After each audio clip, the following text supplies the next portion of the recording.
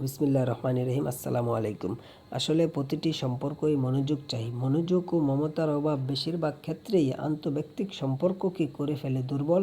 অথচ আগে বহু দূরবর্তী সম্পর্কের আত্মীয়দের ব্যাপারে যতটা মনোযোগ আমাদের ছিল, এখন তা কাছের আত্মীয়দের সাথেও নেই।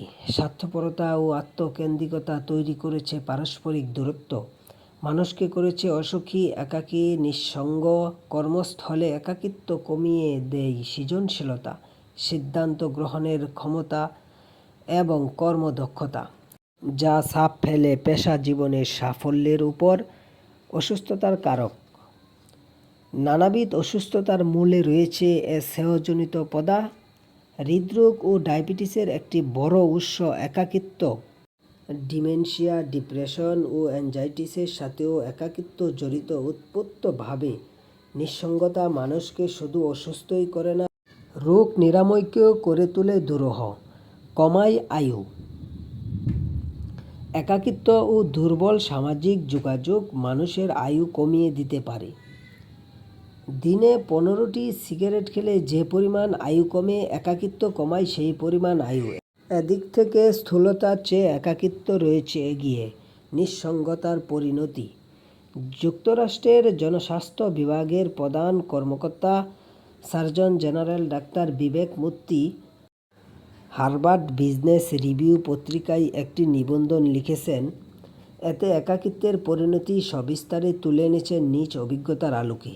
ক্রমবর্ধমান স্বাস্থ্যগত মহামারী।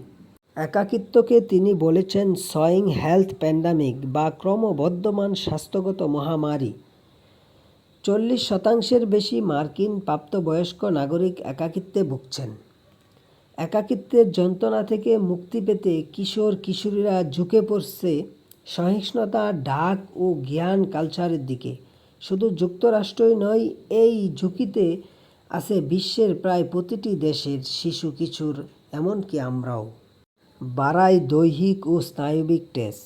সৃষ্টির আদি থেকে এই যৌথবদ্ধতা মানুষকে রেখেছে নিরাপদ, সুরক্ষা দিয়েছে সিংহ প্রাণীসহ পারস্পরিক নানা বিপদ আপদ থেকে। হাজার হাজার বছর ধরে একতাবদ্ধতা এই দিকটি লিপিবদ্ধ হয়ে আছে আমাদের নার্ভাস সিস্টেমে। তাই যখন আমরা নিঃসঙ্গ থাকতে শুরু করি, তখন সামাজিক যোগাযোগের অনুপস্থিতি আমাদের দেহমনে সৃষ্টি করে স্ট্রেস, যা বাড়িয়ে দেয় স্ট্রেস হরমোন কর্টিসলের প্রবাহ। এতে শরীরে সৃষ্টি হয় এক ধরনের প্রদাহ,